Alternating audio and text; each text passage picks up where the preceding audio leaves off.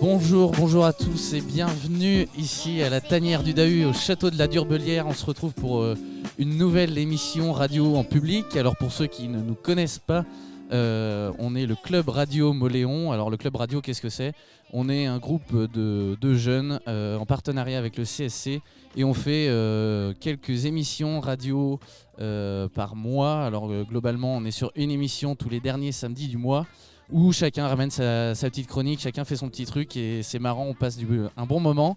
Et puis également depuis janvier 2025, on fait une émission par mois qui s'appelle Le Temps d'un échange, où on reçoit des personnes du coin, on va dire. Et le but, voilà, c'est d'échanger avec eux et de mettre aussi de promouvoir ce qu'ils font sur le territoire. Et donc aujourd'hui, pour la deuxième fois, on est en public. Après l'Abbé Fest fin juin, on se retrouve ici à la tanière du Dahu en ce samedi 2 août pour une nouvelle émission radio en public. Et je me trouve actuellement avec deux membres de l'organisation. Vous êtes prêts ? Let's go. On est prêt. Allez, c'est parti. Jingle.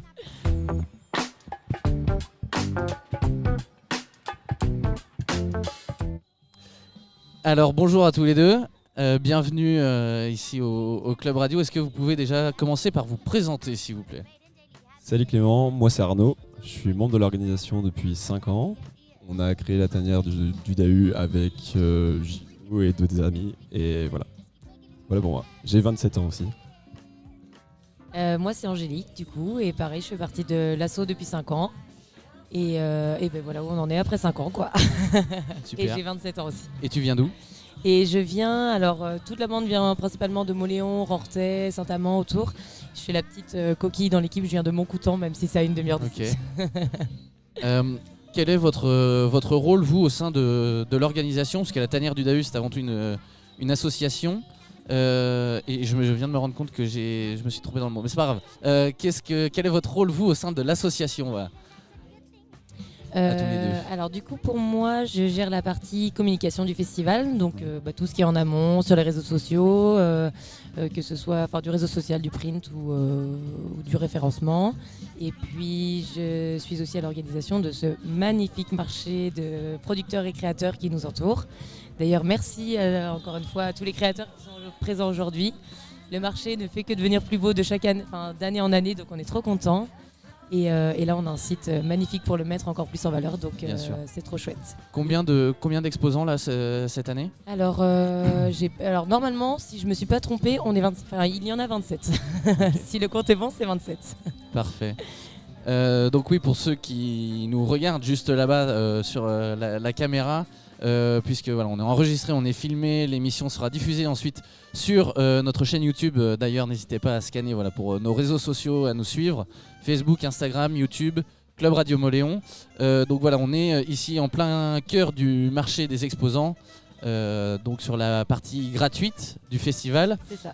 Est-ce que déjà pour bien faire comprendre à celles et ceux qui écouteront et qui verront l'émission un peu plus tard, il y a deux parties sur le festival. Est-ce que, Arnaud, peut-être tu peux expliquer la différence ? Exactement, alors depuis 3 ans, on a décidé d'inclure une partie gratuite au festival en fait. On trouvait ça hyper important d'amener ce côté social et de pouvoir faire profiter à toutes les personnes gratuitement d'un événement chaleureux où on vient se retrouver, parler, discuter, manger et aussi découvrir des artisans locaux, des producteurs, tous qui sont bio ici, donc promouvoir aussi l'agriculture locale et raisonnée. On propose aussi des concerts gratuits qui auront lieu toute l'après-midi et jusqu'à 22h. Voilà. Super. Et ouais, c'est un espace gratuit qui est surtout mis en avant, je pense, pour le local en fait ici. Ça permet vraiment, en fait, c'est intergénérationnel quoi. De réunir Et en fait. Voilà, c'est ça. De réunir les jeunes, on a Les un espace Doumino Bambin, qui et sont à tout l'espace ça. Bambin là-bas, jusqu'aux grands-parents qui viendront voir leur famille ou je ne sais quoi. Et ça, c'est trop chouette. Et ça, c'est tout ce Rassembler qu'on veut. et unir Voilà, dans la convivialité. Exactement. c'est ça. Donc à mi-chemin entre un festival et on va dire la petite guinguette Une qui petite réunit tout le guinguette du monde. village, c'est ça. Et Carrément. l'ambiance est très cool. Et c'est chouette. Est-ce que tu peux juste nous rappeler, Arnaud, ton rôle toi, au sein de l'association ? Donc moi dans l'association je suis le téléphone qui sonne en même temps. Donc dans l'association je m'occupe de la partie de la programmation, donc gérer les artistes, les programmer et puis après s'occuper de l'organisation de toute la programmation du festival. Ensuite, je m'occupe de la scénographie du festival aussi. Ok. Donc, essayer d'imaginer les décors, comment ça va se passer à l'intérieur, essayer qu'on se sente bien, un endroit convivial et familial. Toute la folie que les gens voient depuis hier, du coup. Le gros Dahu géant, on l'a construit tous ensemble avec du papier mâché. On s'est dit, allez, c'est parti, on construit ensemble. Et justement, donc vous avez parlé au départ de cette interview donc que ça fait 5 ans maintenant que l'association existe. Moi, je voulais savoir comment est née l'idée du festival. Voilà, de quoi c'est parti? Alors ça, c'est à Nono de répondre parce que c'est très rigolo quand même. Ouais, à la base, c'était ma voisine qui n'est pas ici présente qui a proposé de faire une soirée avec ma sœur et moi-même, du coup, en réunissant tous ses potes et mes potes, mais dans le champ de mes parents. Ok. Au début, j'étais un peu ok, si tu veux, et puis finalement, on est parti sur ça et on a créé la Tanière du Dahu. Pourquoi la Tanière? La Tanière, c'est rue des Tanières, la première édition. Okay. Et le Dahu parce qu'on souhaitait inclure un animal mystique, une créature vraiment que personne ne peut vraiment imaginer parce elle n'existe pas en fait. Donc, mais que tout le monde connaît. Mais que tout le monde connaît à la fois. Exactement, c'est ça. Et donc, voilà, dans nos paysages très montagneux. C'est ça. Et on trouvait ça assez fun, c'est quelque chose qu'on a connu depuis qu'on est tout petit, donc voilà, c'est chouette. Vas-y, colle ton micro. Alors, il y a Si, c'est bon, ça marche? Non, ça marche pas. Moi, alors, est-ce que le bouton on... J'ai fait quoi? Ouais, je peux parler là. Voilà. Bon, voilà, on est on n'est pas en direct, mais on est dans les conditions du direct, donc voilà. S'il y a quelques petits couacs, ne nous Non, mais ce qui est marrant, c'est faut pas nous en vouloir. Au final, il n'y a que Arnaud qui est vraiment là depuis le début, parce qu'en fait, tous les membres de l'organisation, sinon on est 19 en tout aujourd'hui. Et en fait, des 19 membres de l'organisation, il n'y a que Arnaud qui est là depuis le début, qui avait fait cette bringue dans son champ. Et il y avait quelques membres de l'équipe aussi qui avaient fait. Il y avait eu des galettes bretonnes de fête en mode la restauration du festival, quoi. Et c'est tout. Exactement. Et en fait, après, l'année d'après, ça a pris. Et petit à petit, toute l'équipe, parce qu'on est quand même une bande de copains à la base, toute l'équipe a rejoint. Et puis, en fait, ça s'est fait. Chacun s'est prêté au jeu. Voilà. Et j'avais une autre question sur donc la naissance de ce festival. Tu nous as parlé, Arnaud, c'était dans un champ au départ. Ouais. Rapidement, ça a pris de l'ampleur. De l'ampleur, oui, et plus ou moins. Enfin, puisqu'aujourd'hui, vous attendez quand même plusieurs milliers de personnes sur le week-end. Oui, rapidement, je sais pas. On y était petit à petit, en fait. Voilà, c'est ça. Ouais. Sans brûler les étapes, puis vraiment sans prétention, juste essayer de réunir les personnes qui voulaient venir et en restant un petit événement convivial et familial. Vraiment, c'est un peu l'idée. Que les gens se sentent bien, que ça soit pas un énorme un festival qui a de la place devant le concert. Comme j'aime bien le dire, en fait, on reste des gamins, quoi. On a juste envie de s'amuser, de faire la fête et de passer un bon moment. Et on a décidé de le faire à une autre échelle qui peut en faire partager aussi à notre public. Et puis voilà, on a commencé à 150, puis 400, puis 1000, puis 1600 et puis 2300 ce soir. Voilà. Génial. Quelle valeur justement au fur et à mesure des années et des éditions, quelle valeur est-ce que vous avez voulu mettre en avant ou transmettre justement sur la durée de ce festival? Alors il y en a pas mal. Alors c'est compliqué de commencer. Une des premières, celle qui nous touche le plus, je pense, tous en commun, c'est sur le rapport à l'écologie et essayer de vraiment inclure cette notion d'écologie au sein du festival à travers déjà la création de décors entièrement, on va dire, à partir de matériaux recyclés, essayer d'acheter le moins possible neuf, promouvoir une agriculture durable, respectueuse, écologique, et donc avec des producteurs bio, promouvoir cette agriculture. Et puis dans un environnement qui nous ressemble aussi du coup à cette échelle, dont c'était endroit très convoité qu'on souhaitait depuis des années. Donc aussi plus récemment, essayer d'inclure cette notion d'organisation sociale, dans le social, quoi. Ouais, voilà. Non, un festival inclusif, quoi. Inclusif, exactement. Oui. Inclusif, mais comme tout devrait l'être, j'ai envie de dire, et quelque chose où en fait tout le monde se sent bien, tout simplement. Où tout le monde est le bienvenu, et puis comme on le dit, en fait, la Tanière du Dahu, c'est juste une géante famille, quoi. Exactement. Et en fait, on voit vite que tout le monde se connaît de par-ci, de par-là, et c'est trop chouette. Et ça fait du bien aussi. Alors, je connais pas vraiment le festival, pour être tout à fait honnête, mais c'est vrai que quand on est arrivé tout à l'heure, et puis même ici en faisant l'émission, on se rend compte qu'il y a une certaine ferveur, une certaine adrénaline déjà présente, que tout le monde se connaît, se respecte, etc.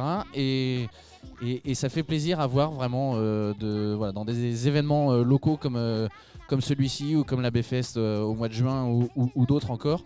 Ça fait justement plaisir de voir des événements qui se créent comme ça, qui rassemblent aussi et qui font venir autant de monde, et c'est chouette à voir. C'est une superbe initiative. Voilà. Et bah trop chouette. Vous avez donc parlé du DAU, cet emblème un peu mystique que tout le monde connaît sans vraiment le connaître finalement.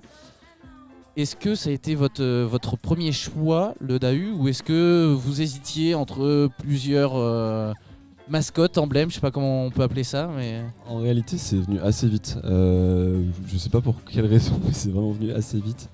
On s'est dit, on va partir sur une créature étrange, allez, le DAU, et vraiment on n'a pas hésité. Alors dans le nom, par contre, oui, on a hésité. Je me souviens, on a eu plusieurs réflexions, c'est moi avec Emilien de l'organisation, dans quel ordre mettre alors le DAU dans cette tanière. Il y a eu plein d'idées, de noms, mais par contre vraiment le nom DAU est venu assez de nulle part. Et en même temps, après, du coup, vu qu'on essaie de créer tout un univers artistique autour de ça, on l'a renommé. Très chouette qui en est sorti du coup. Voilà. On a essayé de le renommer le défilé artistique d'histoire unique. Du coup, voilà. Donc donc on essaye de suivre le concept de chaque année, essayer de raconter une nouvelle histoire différente de par la scéno et de par tout ce qu'on crée sur le festival. Donc le personnage a un double sens quelque part pour. Exactement. Ok. On a parlé brièvement tout à l'heure donc le festival se déroule ici au château de la Durbelière, à Saint-Thomas de Bobigné. Pourquoi avoir choisi ce lieu pour cette édition ? Quelle importance ça avait pour vous de choisir un lieu comme celui-ci ? Je pense que tout le monde en est témoin aujourd'hui, ce lieu il est extraordinaire. Ouais. On est quand même au beau milieu d'une nature qui est exceptionnelle, entre un étang, des arbres, un bois de plusieurs hectares, des vestiges extraordinaires.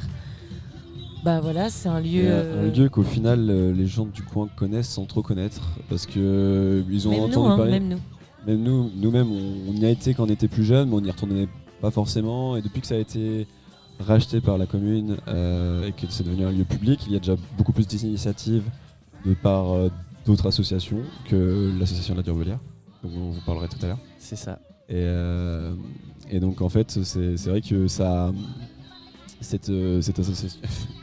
Non, en fait de tout ça, à partir du moment où le projet a été validé pour cet endroit, il y a eu un engouement qui a été extraordinaire et on remercie énormément toute l'association de la Durbelière, la ville, tous ceux qui nous ont accompagnés.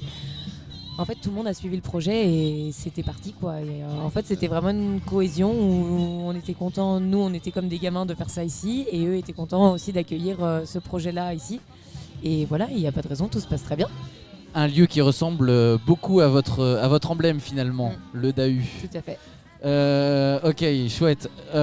Combien de temps ? Alors là, on va rentrer un peu plus dans la logistique, on va dire l'organisation du festival. Combien de temps est-ce qu'il vous faut pour mettre en place un tel événement entre le jour 0, le jour où vous décidez où vous vous dites allez, on se lance, on fait une nouvelle édition, et le début du festival comme hier par exemple, parce qu'il faut rappeler que le festival a commencé hier.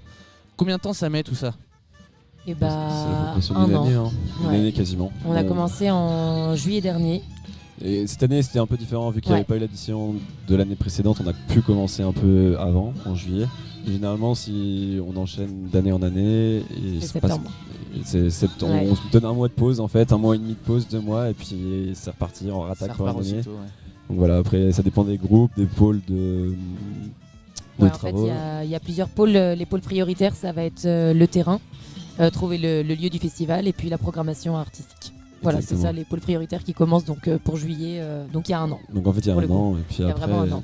Si on parle vraiment de la partie du coup montage, on reste 2 semaines sur le site.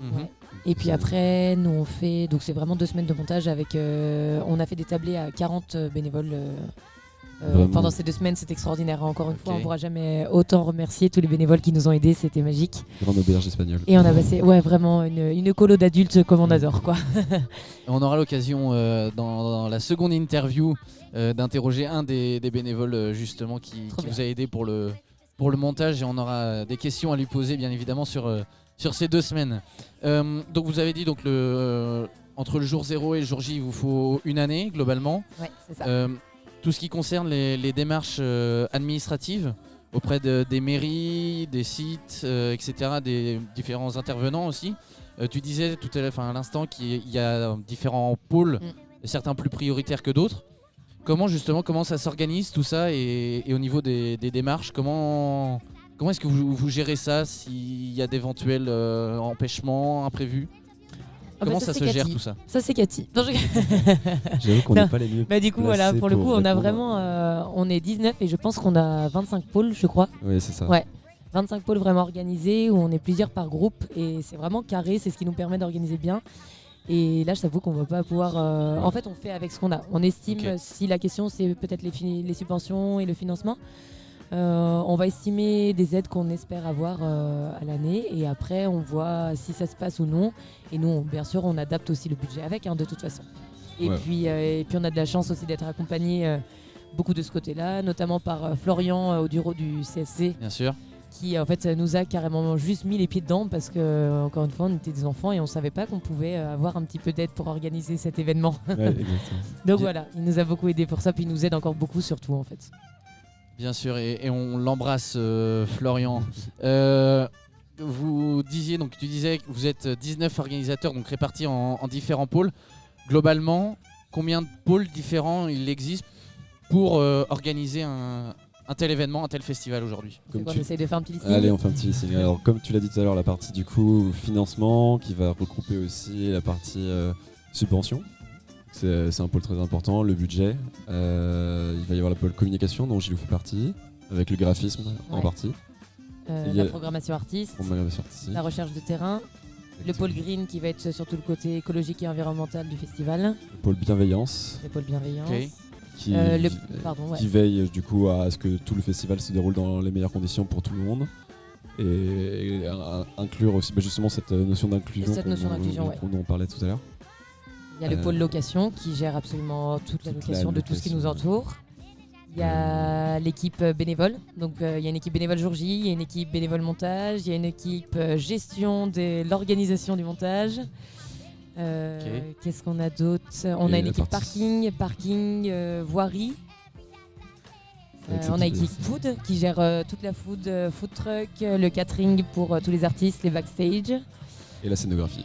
Il y a une équipe marché du coup. Il y a... Ça fait beaucoup de monde. Ça fait beaucoup, ouais. On en a plus forcément, mais voilà, tu vois, il y a une belle liste. Ouais. Carrément. Et on voit que... Un pôle social aussi, dont un des projets était justement de travailler avec les jeunes du CSC pendant tout le temps du montage. Et apparemment, je fais ta transition. Je crois que c'est chose faite. et merci d'ailleurs à vous et puis à l'ensemble des organisateurs, bien évidemment, de pouvoir nous donner cette chance-là aussi de faire une émission radio en public. C'est un moyen pour nous aussi de nous faire connaître, de faire évoluer notre projet, et on ne demande que ça. Donc merci à vous, j'en profite que vous soyez en face de moi pour vous le dire. Et c'est un immense plaisir, un immense bonheur d'être là aujourd'hui. Merci à toi. Et puis, plaisir partagé et plaisir de vous voir ici, vraiment. Bienvenue au marché de la tanière du Dahu. Merci. J'espère que la radio va très bien se passer, j'en doute pas.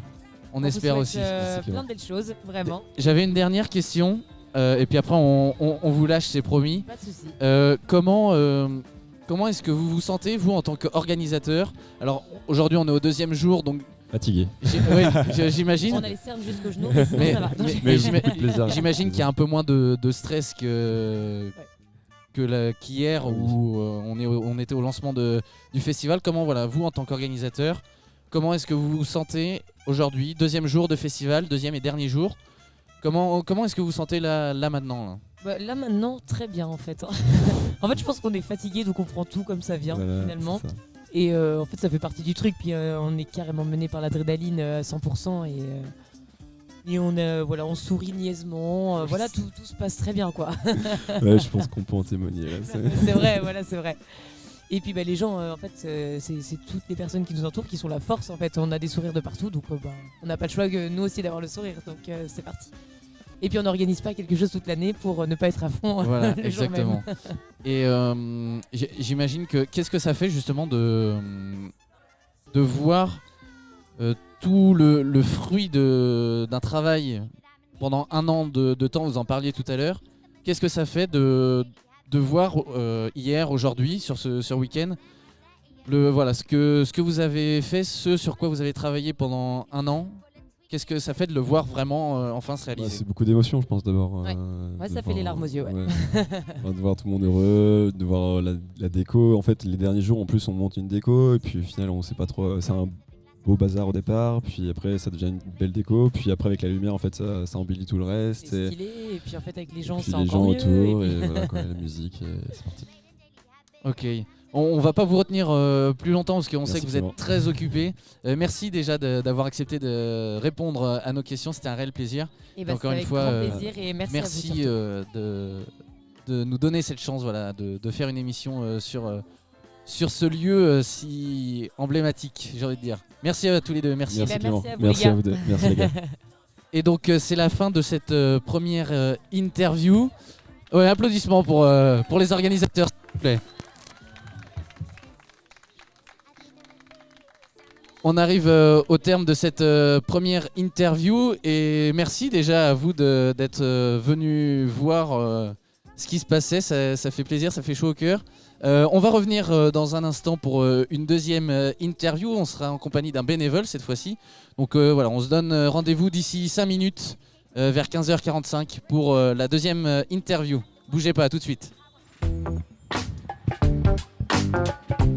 Et donc on se retrouve pour cette deuxième interview à la tanière du Dahu au château de la Durbelière à Saint-Aubin de Bobigny pour ce festival de musique. On se retrouve pour cette deuxième interview donc en compagnie de 2 bénévoles. Salut les gars. Salut. Vous êtes prêts? On y va? Ouais, c'est parti. Allez, c'est parti. Jingle, maestro.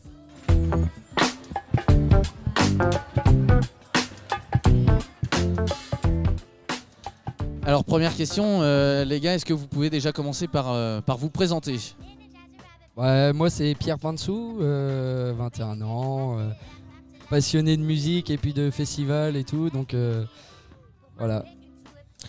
Moi c'est Maël, et puis ouais, je suis passionné pareil, plus au niveau de la culture, et puis je voulais vraiment découvrir tout ce milieu, et donc c'était l'occasion de venir ici. Vous venez d'où? Moi je suis natif de Saint-Amand-sur-Sèvre, donc du secteur. Et moi je viens pas du coin, moi je viens plus d'Orléans, Tours. Ok. Et alors, petite question comme ça entre parenthèses avant de vraiment rentrer dans l'interview. Comment est-ce que tu as entendu parler de ce festival? Et moi alors sur un voyage du coup j'ai rencontré Arnaud, on s'était Ok. prévu qu'on se rencontre sur ce voyage, et puis il m'a parlé de la tanière, et je m'étais dit qu'il fallait vraiment que je bloque 10 jours cette année quoi, pour venir full en tant que bénévole. C'est la première année que tu fais le... Ouais, c'est la première année, participes, ok. et c'est aussi la première fois que je fais un festival en fait, enfin Ok. sur plusieurs jours et tout, donc voilà. Ok, chouette. Et ben justement, deuxième question, pourquoi est-ce que vous êtes bénévole pour ce festival-là, mais de manière générale, pourquoi est-ce que vous êtes bénévole? Bah, moi honnêtement, franchement c'est vraiment parce que j'adore ça, les copains, enfin c'est vraiment parti... le bouche à oreille en fait, de connaître les gens, puis tu rencontres, t'as des superbes rencontres à faire en fait les jours en fait du montage et tout, et puis on fait des superbes rencontres comme la Maëlle qui est avec moi, c'est vraiment une chouette rencontre, et puis après forcément tout organiser, préparer, installer, monter, c'est vraiment un truc, c'est du temps en fait, mais derrière tout ça il y a les rencontres, il y a aussi les petits moments aussi, tu peux te poser aussi un petit peu, donc franchement ouais. Surtout ça, moi de ma part. Après, Moi je suis venu parce que en fait déjà j'aimerais bien travailler pourquoi pas dans l'événementiel plus tard quoi. Donc l'idée c'était vraiment de découvrir le milieu, et puis je connais déjà un petit peu le milieu associatif, Mais du coup là c'était vraiment l'occasion de découvrir tout ce milieu-là et donc pareil d'aller à la rencontre des gens et tout. Enfin c'est un milieu qui est hyper ouvert donc c'est super chouette quoi. Carrément. Ça fait combien de temps justement que vous êtes bénévoles tous les deux? Alors Maël, tu nous as dit que toi c'était ta première année ici sur le festival, mais de manière plus générale et globale. Ça fait depuis combien de temps est-ce que vous êtes bénévole? Moi cette année c'est ma 3e édition du coup en tant que bénévole montage. Ok. Donc un petit peu d'expérience aussi. Ça fait plusieurs années qu'on monte ça, donc honnêtement on commence à connaître un petit peu chaque truc, mais les idées c'est différent tous les ans en fait, ça change, donc franchement c'est cool. Et puis moi là je suis arrivé sur le site il y a 2 semaines à peu près, ça fait 13 jours là. Ok. Et tu as déjà été. Tu disais que tu connaissais un peu le milieu associatif. Tu as déjà été bénévole pour d'autres. J'ai pas vraiment été bénévole pour d'autres assos, mais dans mes études en fait en animation socioculturelle, il y avait beaucoup de milieux associatifs, on travaille beaucoup en milieu associatif, du coup je connaissais déjà un peu le fonctionnement d'une asso. Ok. Quel intérêt justement, alors vous en avez parlé brièvement, mais quel intérêt ça a pour vous de faire partie d'une association, que ce soit en tant que bénévole ou membre d'un bureau par exemple? Qu'est-ce que ça représente pour vous de faire partie d'une association? Je pense que c'est important en fait quand on a un petit peu de temps devant nous en fait de donner un coup de main pour aider à préparer des trucs, tout type de trucs. Moi je sais que t'en parlais un petit peu avant là, des milieux associatifs. Moi je fais partie d'un comité des fêtes, donc organiser des fêtes et tout, moi j'adore ça. Franchement, voir les gens en fait profiter, c'est un truc qui enrichit vachement et c'est un truc très plaisant en fait derrière. Donc et puis comme tu disais du coup, j'ai perdu le truc, mais j'ai perdu un peu le fil, mais franchement c'est un truc en fait voir les gens vraiment profiter de la journée, de la soirée, c'est vraiment enrichissant en fait. Puis tu dis vraiment t'as travaillé en fait pour quelque chose en fait. C'est ça. Donc il y a le côté gratifiant aussi dans ce que tu dis qui justement permet de voir le travail accompli. Ouais, c'est ça en fait, ça motive en fait vraiment de tous les jours en fait. Moi j'arrivais du coup après ma débauche le soir du coup pour donner un coup de main et vraiment voir avancer en fait les trucs chaque jour, et puis les gens qui arrivent qui disent ah ouais putain ça avance, c'est ouf, et franchement tu dis ouais t'as travaillé vraiment pour quelque chose en fait. Et là, ce week-end là, c'est la concrétisation en fait de 2 semaines de travail en fait. Bien sûr. Et on y reviendra donc un peu tout à l'heure sur ces 2 semaines de montage. Avant, j'avais une question. On a parlé un petit peu de valeurs avec Arnaud et Angélique tout à l'heure. Justement, vous, à travers cet engagement, à travers votre engagement en tant que bénévole au sein d'une association, quelle valeur est-ce que vous défendez à travers cet engagement-là justement ?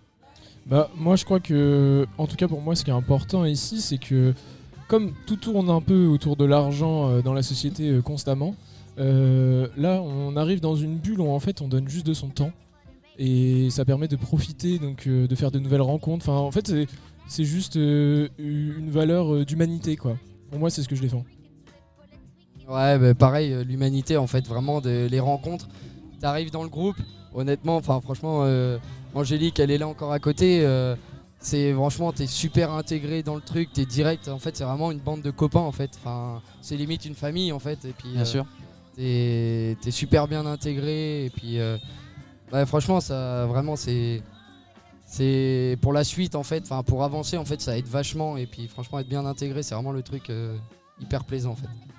Vous avez trouvé votre place vous justement au sein de cette association, parce que c'est vrai que c'est pas toujours évident quand on arrive dans une association ou comme toi Maël par exemple, c'est ta première année en tant que bénévole. Est-ce que justement vous avez réussi à trouver cette place là entre guillemets au sein de l'équipe de bénévoles? Comment ça s'est passé? Dans tous les cas, quand on arrive auprès de groupes comme ça, on aura toujours une place, peut-être pas celle qu'on attend. Mais là pour le coup, moi c'est clairement ce que j'attendais. En fait l'idée c'était déjà de faire de nouvelles rencontres. Et puis on est toujours, moi je suis admiratif du travail qui a été abattu ces dernières semaines quoi. C'est assez extraordinaire de voir tout se concrétiser, de voir. Des fois je me posais et puis je regardais le travail abattu et j'étais là, c'était lunaire pour moi. Et tu peux me répéter ta question parce que je me suis éloigné. Bonne question, je me suis Je sais plus si on parlait de l'engagement et des valeurs que vous défendiez, et puis de la place aussi que voilà. Bah oui, du C'est coup, ça. concernant juste la place, moi j'ai clairement. Le but c'était, j'ai pu découvrir un peu bricoler, c'est quelque chose que je fais pas du tout. Et puis, moi au niveau de la place, je me sens à ma place. Bah, moi c'est pareil, franchement, là, comme je redisais juste avant, l'intégration c'est vraiment le truc principal et qui est vraiment mis en valeur par tout le monde, tout le groupe de la tanière. Après, sa place, après franchement chacun il a envie de s'investir en fait dans ce qu'il veut en fait. S'il veut vraiment faire plus, il peut faire plus, s'il veut faire ce qu'il peut, il fait ce qu'il peut. Et puis comme on disait, vraiment c'est un groupe, donc même si t'es pas forcément à la hauteur en fait, chacun arrive à se relever en fait, à se mettre au niveau de tout le monde. Et puis pour moi il n'y a pas vraiment d'au-dessus, d'en dessous, c'est vraiment un groupe. Et puis Tout le monde au même niveau et chacun avance. c'est ça. Et puis son chacun son rythme en fait. Oui. Moi je fais comme ça parce que j'étais celui qui dormait le plus longtemps le matin. Mais du coup en fait c'est ça, t'es là pour donner ton temps et c'est la chose principale, c'est la ligne directrice, donc après tout est ok quoi. Du moment que tu fais partie aussi de la vie collective. Voilà. Bien sûr. Vous disiez tout à l'heure que vous êtes là, vous, depuis 2 semaines pour le montage du festival, etc. Justement, en tant que bénévole montage, comment est-ce que vous vous préparez, vous, pour un tel week-end, pour un tel événement ? À partir de quel moment est-ce que vous intervenez dans cette organisation-là qui est très précise ? Bah après c'est propre à chacun aussi, chacun est bénévole un peu quand il peut. Donc je sais qu'on était tout un groupe à travailler la journée, donc à venir à la débauche fin d'après-midi, à donner un coup de main. Après ça s'arrêtait vers 22h, 22h30 à peu près pour manger après. Et puis il y a des copains comme Maël qui avaient du temps libre, donc qui étaient là toute la journée. Je pense que Maël il pourra dire un peu plus sur ça aussi, la journée, comment ça se passait. Mais ouais, franchement c'est vraiment chacun donne son temps en fait, et puis c'est incroyable. Justement, Maël, toi qui étais présent toute la journée, j'imagine que tu as vécu le truc un peu différemment par rapport à Pierre qui venait à sa débauche. Comment est-ce que toi tu as vécu le truc en étant vraiment là toute la journée non-stop quoi ? C'est marrant parce que du coup chacun prend un peu ses habitudes déjà. Là on est vraiment en collectivité pendant 15 jours, donc il faut vivre de manière collective. Le matin c'était en général assez tranquille pour certains. En général on faisait plus les tâches ménagères, c'est-à-dire passer les locaux où on était, en fait tout le monde passait toute la journée et du coup matin c'était nettoyage, préparation de la cuisine, on faisait toutes les tâches quotidiennes et l'après-midi c'était vraiment chacun un peu sa tâche. Les organisateurs ils préparaient un planning aux journées. Et donc chacun allait sur son atelier. Après bien sûr c'est libre à chacun, ça fait vraiment partie des valeurs ici, chacun donne de son temps donc il va où il veut. Mais on avait une ligne directrice et c'était organisé comme ça. Et après le soir du coup on s'est arrêté vers 22h et puis on mangeait vers 22h, voilà. Il y a eu justement aussi sur plusieurs journées, alors je crois que c'était lors de la première semaine de montage, vous avez eu l'aide de jeunes du CSC. Je me permets d'en parler parce que donc, nous aussi le Club Radio c'est en partenariat avec le CSC, avec Florian notamment, on en parlait tout à l'heure. Comment est-ce que vous en tant que bénévole, le fait d'avoir ces jeunes là motivés aussi pour vous aider, comment vous avez ressenti le truc, comment vous avez accueilli ça vous franchement en tant que bénévole ? Voir les jeunes aussi motivés en fait, ça booste en fait un peu plus le truc. Et franchement ils ont fait une tâche, c'est incroyable tout ce qu'ils ont fait, c'est vraiment des petites mains un peu partout en fait, ils ont vraiment fait un peu de tout. Là je vois il y a Emilien qui passe là juste derrière, il a organisé ça mais vraiment aux petits oignons en fait, on arrivait, il y avait tout préparé, chacun avait sa tâche et ça c'est vraiment un truc, c'est un gain de temps en fait impressionnant. Maël, toi qui étais là toute la journée ? Ouais, le CSC c'était une opportunité de fou de les avoir parce qu'ils ont fait un travail colossal. Les jeunes étaient hyper motivés. Nous on pouvait mettre 3 heures à monter un bar. Il y avait une team de 3 filles qu'on bricolait en une demi-heure. Elles avaient tout fini. Nous on comprenait rien. Enfin, c'était trop drôle. Mais et ouais, au niveau du CAC, c'est une aide incroyable et les jeunes étaient hyper investis. Eux, ça leur fait aussi une occasion de découvrir aussi ce milieu-là associatif. Et pour nous, c'est une richesse énorme de pouvoir avoir un public extérieur qui vient nous aider. Ah, moi je voulais rajouter, là tu parlais des filles, là, les 3 filles sur le bar. Fallait suivre leur truc, hein, sinon à nous taper sur les doigts. Hein. Ah, c'était vraiment. Je pense qu'elles vont nous écouter derrière cette émission et honnêtement, ouais, franchement, elles allaient au droit, elles savaient tous les trucs. Enfin, c'était vraiment impressionnant. Puis, comme je disais, c'est vraiment enrichissant en fait parce que du coup, elles connaissent et elles sont motivées et. En fait, derrière toi, si tu te sens un peu moins bien un soir, t'es fatigué un petit peu, tu vois, des trucs. Franchement, elles étaient là à te motiver, limite, une petite tape derrière le dos, quoi. Allez, on finit ça ce soir et puis. Et on n'en parle plus. Ouais, voilà, c'est ça. Quel est votre rôle? Donc, on a parlé justement de ces 15 jours de montage, 2 semaines non-stop, où c'était vraiment tous les jours.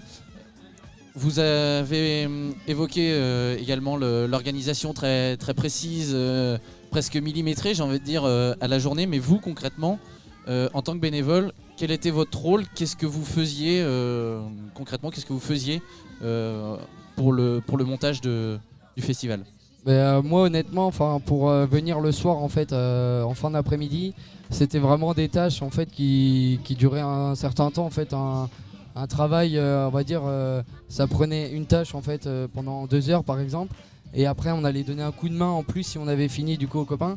Et comme Maël, il en parlera mieux que moi, mais vraiment tout au long de la journée, en fait, comme il disait, c'est vraiment les tâches ménagères, vraiment tout le cycle en fait de la journée, en fait. Puis petit à petit, en fait, commencer un projet, et puis sur plusieurs jours, continuer, avancer, voir les trucs, ouais.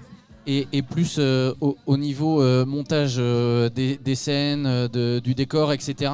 Est-ce qu'il y avait, j'imagine qu'il y avait plusieurs équipes réparties. Comment vous situez vous par rapport à tout ça? Il y avait plusieurs équipes. Moi, c'est ce que je disais. Moi, c'était hyper polyvalent. Moi, j'étais un peu le barista du groupe. Je faisais le café pour tout le monde. Et puis après, sur les activités plus manuelles, il y a des gars qui ont déjà monté la scène ici, donc la scène du village. Donc ils l'ont refait cette année. En fait, chacun va là où il se sent le plus utile. Donc voilà, moi par exemple, après il y avait un atelier pareil sur le Dahu géant. Il y a toute une partie sur la tête et il y a aussi une partie costume très importante. Il y avait aussi la stand-up, tout un groupe sur la stand-up, et puis on avait aussi tous les orgas au niveau de l'administratif qui tournaient énormément aussi le matin. Voilà. Oui, tu voulais. Que Maël il a tout dit un peu en fait, c'est chacun a sa tâche en fait qui la convient un peu le mieux. Et puis si t'es pas très manuel, t'apprends sur le temps en fait. Et puis quand on revenait, les organisateurs franchement ils sont là pour nous accompagner en fait tout le temps. Donc si t'es pas à l'aise en fait, ils te mettent à l'aise tout de suite dans le truc. Justement, dites pas trop de bêtises à mon avis, parce que j'en vois 2-3 qui sont autour et qui écoutent. Alors à mon avis, ils nous surveillent. Pour ça, on dit les choses bien. Vous risquez de vous faire taper sur les doigts. Combien est-ce que vous étiez de bénévoles en tout pour monter un événement comme celui-ci sur les 2 semaines de montage? Combien de bénévoles est-ce que ça représente à la journée ou à la semaine peut-être? Ça dépend. La première semaine, en tout cas on a un groupe WhatsApp avec les différents bénévoles. Là il y a une 60aine de bénévoles sur le montage et démontage du site. Il y a une 100aine de bénévoles jour J. Et après la première semaine, du coup il y avait 8 jeunes qui étaient là pendant les 5 jours. Et on avait aussi 8 enfants, mais ça changeait de groupe tous les jours, donc c'était pas les mêmes qui venaient à chaque fois. Voilà. Et les week-ends, le week-end dernier, on était pas mal, je crois. Ouais, on était une bonne 60aine aussi. Voilà. Il y avait un peu moins de monde la semaine, comme disait Pierre. Il y a aussi pas mal de gens qui travaillent la journée. Donc voilà. Ouais, je rajoute un petit plus, mais je pense que on était par soir en moyenne, on était une bonne 25, 30 en fait les soirs la semaine. Après, comme disait Maël, c'est chacun débauche en fait, puis chacun arrive. Il y en a qui repartent, il y en a qui arrivent, et puis c'est un flux en fait. Chacun en fonction de ses disponibilités aussi. C'est ça, et puis franchement, le week-end dernier, il y avait un gros boulot de fait en fait. Le week-end dernier, on était vraiment, comme disait Maël, on était 60, je pense, une bonne 60aine. Et ça a permis beaucoup d'avancer en fait, et puis de faire le gros du travail, on va dire, pour pouvoir se laisser après quelques jours de petites finitions en fait, les petits détails. Ça marche, les détails qui font la différence. est-ce que pour un festival, un événement comme celui-ci, vous disiez donc un certain nombre de bénévoles sur les 15 jours, plus les week-ends évidemment. Est-ce que vous êtes toujours en recherche de bénévoles ? Comment... Ou est-ce que le nombre que vous étiez suffisait ? Ou est-ce que vous êtes toujours en recherche de bénévoles ? Comment ça se passe ? Comme tu demandes, on n'est pas à la recherche. Mais par contre, toute découverte en fait, si la personne est motivée, qui veut intégrer le truc, ben, en fait c'est des bonnes rencontres en fait tout le temps. Donc on n'est jamais assez en fait. Il y a que des personnes, ceux qui ont du temps en fait, ben, c'est que des bonnes choses en fait. C'est que gratifiant. Donc ouais, pour moi il n'y a pas vraiment de pas assez, pas de trop. C'est vraiment si tu as du temps, c'est le meilleur truc en fait. Et puis là le jour J, ils ont quand même dû, parce que du coup c'est pendant le festival, donc là on est obligé de mettre une limite de bénévoles, mais les organisateurs ils ont été obligés de refuser du monde sur le jour J parce qu'ils ont eu beaucoup de demandes cette année là. Donc tant mieux. Ça veut dire que ça attire et que ça plaît. Je tiens à dire un petit mot là, il y a Gary aussi, un copain qui est juste là, que ça fait 15 jours qu'il est avec nous, jour et nuit. Pareil, c'est vraiment comme Maël, il est vraiment là pendant 15 jours. Il a fait un gros travail vraiment. C'est impossible de le remercier en fait pour ce qu'il a fait. Puis ça fait 2 ans, c'est la 2e édition qui suit le festival. Il était bénévole journée en fait pendant le festival il y a 2 ans. Et puis là cette année, le rencontrer au montage, c'était vraiment comme je disais tout à l'heure, des rencontres en fait que tu n'oublies jamais. Des très bonnes rencontres, et c'est une très bonne personne. Et honnêtement, franchement, comme Maël, c'est des gars que je recroise demain, je leur fais un câlin, je leur fais la bise tous les jours quoi. Et on embrasse bien évidemment tous les bénévoles qui ont œuvré pour ce festival. Et Dieu sait qu'ils sont nombreux, et Dieu sait qu'on a besoin de bénévoles dans le milieu associatif comme celui-ci. Et justement, j'avais une question, peut-être que vous pourrez pas répondre, je sais pas. Comment, si on est intéressé justement pour devenir bénévole au sein du festival et de l'association de la Tanière du Dahu, comment on fait, vers qui est-ce qu'on se rapproche ?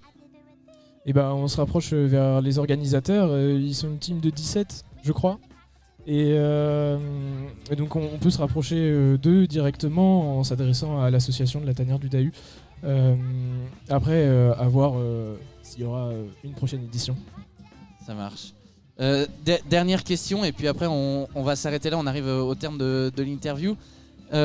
Comment est-ce que vous vous sentez en tant que bénévole ? On a posé tout à l'heure la question à Arnaud et puis Angélique de savoir comment ils se sentaient au 2e jour du festival. Vous en tant que bénévole, comment est-ce que vous vous sentez là maintenant ? Comme disait Nono puis Gigi tout à l'heure, franchement c'est vraiment la fatigue. En fait je pense que la pression en fait elle est montée jour après jour. Et là ce week-end en fait il y a tout qui lâche. Donc on profite. Enfin moi je sais que je suis pas bénévole jour J, donc vraiment j'ai travaillé et là maintenant je suis vraiment en kiff total.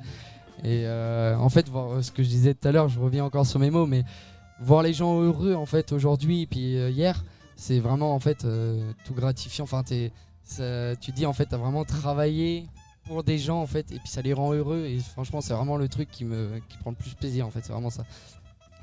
Bon moi ça va, je suis pas trop fatigué parce que j'ai bien dormi pendant 2 semaines, mais en vrai ouais, hier j'étais quand même un peu préoccupé, même sans faire partie de l'orga, et je suis pas bénévole jour J non plus, mais juste en voyant l'orga, en fait je savais pas comment ça allait se passer quoi sur place, mais un peu préoccupé hier, et puis aujourd'hui trop content de voir le résultat de ces 2 semaines de montage.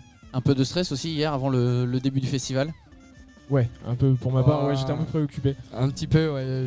Surtout jeudi soir, je pense que on n'a pas compté nos heures. Je pense que jeudi, tout le monde était vraiment dans le coup, enfin le speed total en fait, que ce soit peaufiner les détails.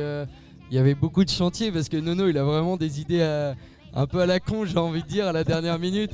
Installer des LED le jeudi pour le vendredi, ça fait un peu juste. Mais non, franchement, voir tout allumer en fait, vraiment hier soir en fait, c'était vraiment pour moi une découverte en fait du décor fini. Et comme disait Maël, il revenait sur le Dahu en fait, faire un Dahu géant, c'est pareil, c'est parti de Nono, Gigi, toute l'équipe là. C'est vraiment une idée en fait, personne n'a le truc en tête, sauf que eux ils l'ont. Et puis ils sont déterminés, c'est un truc de ouf. Enfin, ils ont bossé dessus comme des malades jour et nuit, et puis tu vois le truc, tu vois les gens se prendre en photo devant, c'est vraiment, tu te dis putain, c'est vraiment un kiff en fait. Tu parlais du Dahu, je l'ai vu circuler tout à l'heure, alors il doit pas être là, mais la mascotte, le Dahu, qui se balade un peu partout sur le festival. Alors je ne vous promets rien, mais si on a un peu de temps, peut-être que tout à l'heure on essaiera de l'approcher, histoire de lui poser 2-3 questions s'il veut bien nous répondre. Ah bah bien sûr, je pense qu'il aura le temps un petit peu de passer ici, puis je sais pas s'il va parler, parce qu'un Dahu c'est pas fait pour parler, donc il prendra peut-être une petite photo ou un petit truc, et puis Ça marche. ça c'est sympa. Ouais. Merci à vous deux, les gars. On arrive au terme de cette interview. C'était un super moment. C'était chouette d'en apprendre davantage sur le côté bénévolat et avoir vos ressentis aussi en tant que bénévole. C'était très intéressant, très enrichissant. Merci à vous d'être venus nous voir. Merci. Ouais, merci à toute l'équipe là, du Club Radio de Moléon. Là, franchement, vous êtes une chouette équipe. Puis bonne continuation toute l'après-midi. Là. Merci à vous. Merci les gars. Bon courage, bonne continuation pour la suite du festival. On peut les applaudir, les bénévoles. Et applaudir bien évidemment l'ensemble des bénévoles qui ont œuvré pour la construction et puis tout le déroulé du festival. On arrive au terme de cette deuxième interview. On se retrouve dans quelques minutes pour la troisième interview où on aura la chance de poser quelques questions à un exposant ou une exposante qui se trouve sur le marché, que je vous invite à aller voir d'ailleurs, le marché d'exposants qui se trouve tout autour de nous. On a la chance d'être un peu au milieu, au cœur du village, j'ai envie de dire. Voilà. Donc voilà, profitez-en, faites un petit tour et puis on se retrouve allez, d'ici 10 minutes pour la troisième interview. Bougez pas, à tout de suite.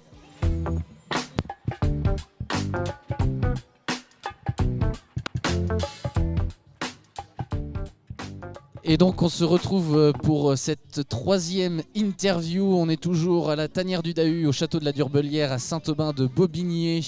Voilà, si vous nous rejoignez, nous c'est le Club Radio Moléon. On est un petit groupe de jeunes qui faisons des émissions radio une fois par mois approximativement, sur un format d'une heure, 1h15. Et puis donc ça c'est depuis septembre l'année dernière, et depuis janvier 2025 on a un nouveau format qui s'appelle le temps d'un échange. Voilà, je vous invite à aller voir notre chaîne YouTube en flashant le QR code juste au-dessus de notre régisseur. Vous pourrez retrouver toutes nos émissions avec nos réseaux sociaux également, Facebook, Instagram, Club Radio Moléon.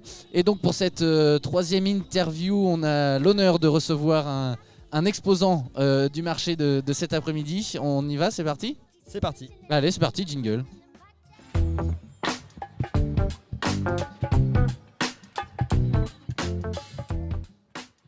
Et donc, première question pour commencer cette interview, est-ce que tu peux te présenter ?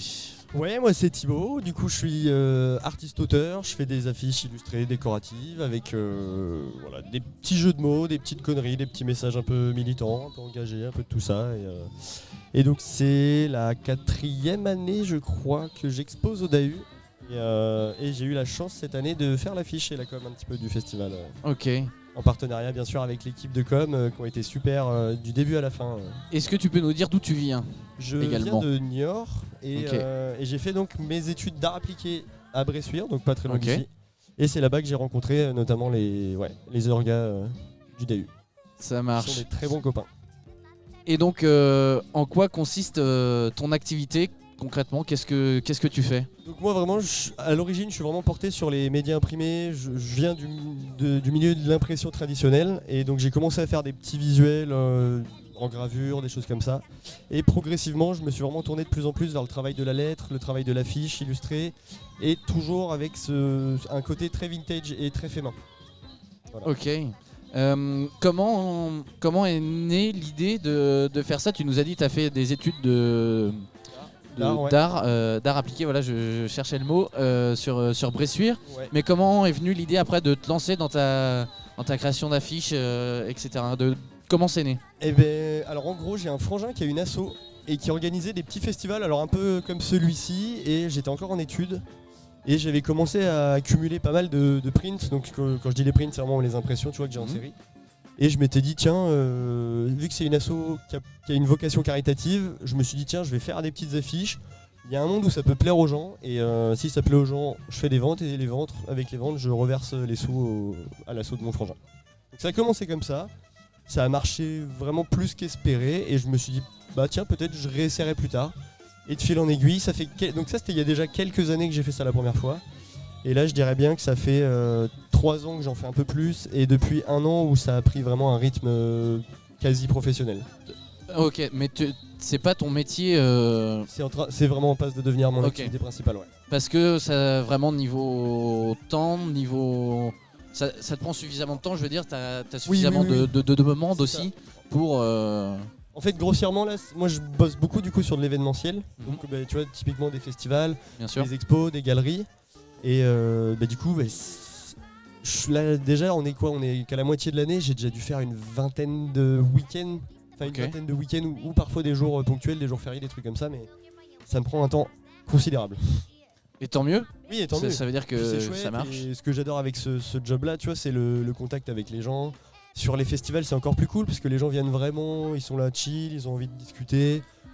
Mes affiches font qu'il y a un petit côté humoristique qui fait jaser. Donc voilà, c'est sympathique, c'est bon enfant, c'est bonne ambiance. Ok. Et qu'est-ce qui te pousse justement, qu'est-ce qui te motive à te développer davantage ? Tu nous as dit que c'était en passe de devenir ton métier. Qu'est-ce qui te pousse, qu'est-ce qui te motive à vraiment en faire ton métier et à continuer dans cette direction-là ? J'ai toujours un petit peu rêvé que ça le devienne, mais je te cache pas qu'il y a quelques années, du coup, j'avais un peu mis le haut là dessus en me disant, vu que c'est vraiment de la création, j'avais peur de...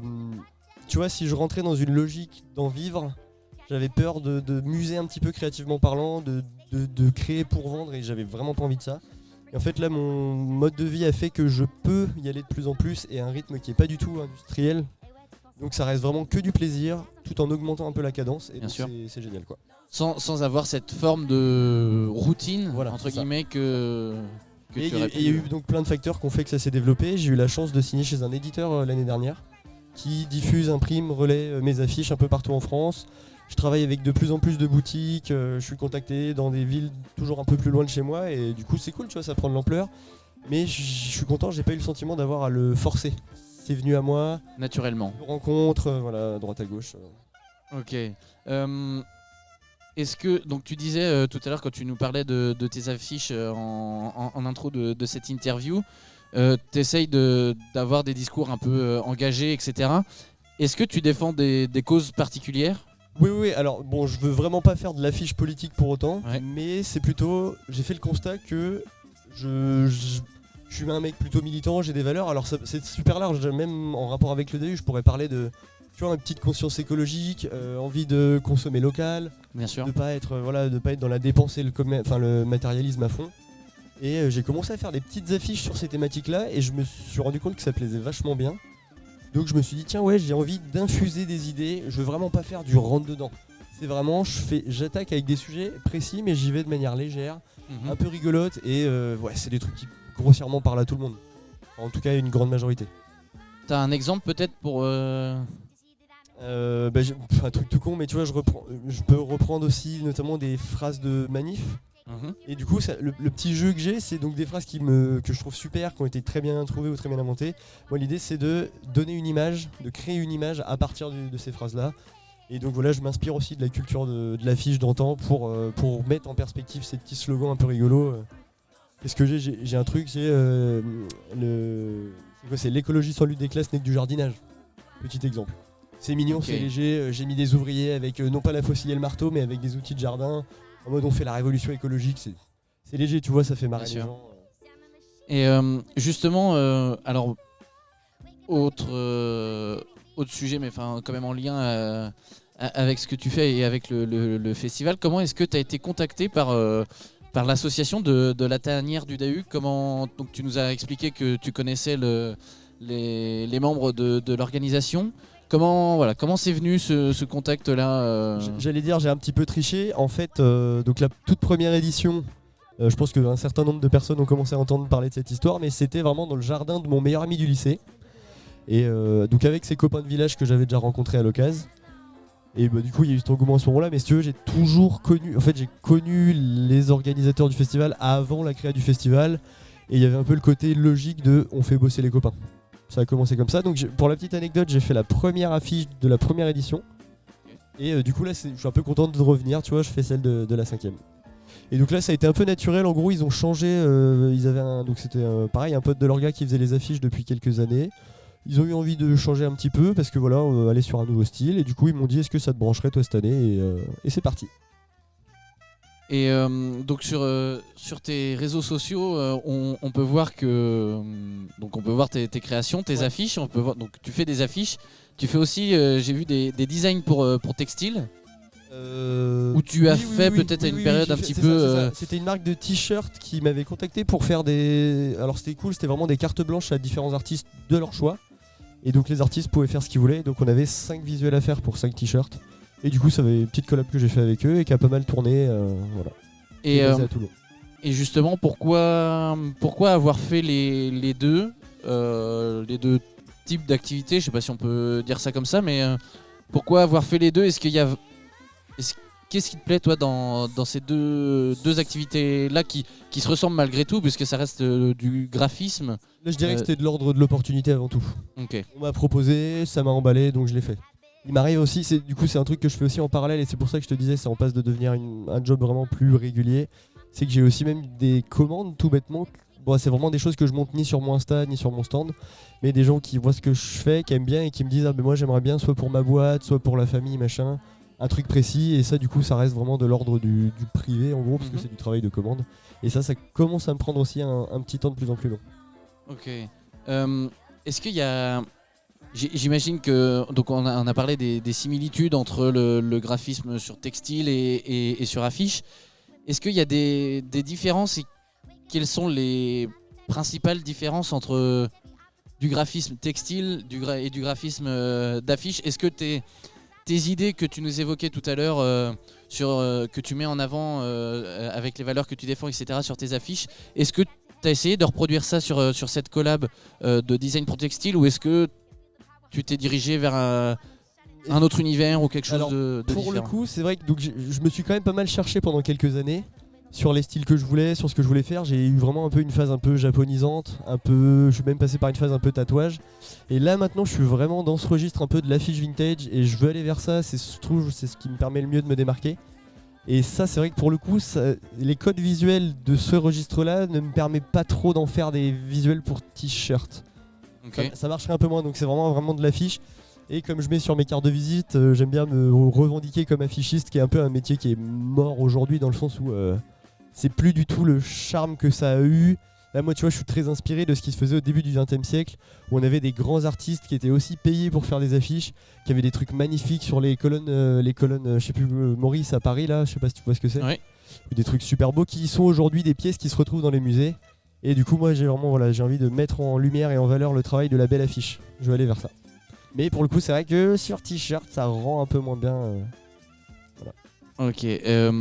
Graphiquement, qu'est-ce que tu proposes? Parce que donc tu nous as dit que tu essayes de mettre des petits messages avec une certaine idée qui aborde un certain sujet précis de notre société actuelle. Beaucoup de jeux de mots aussi. Ouais.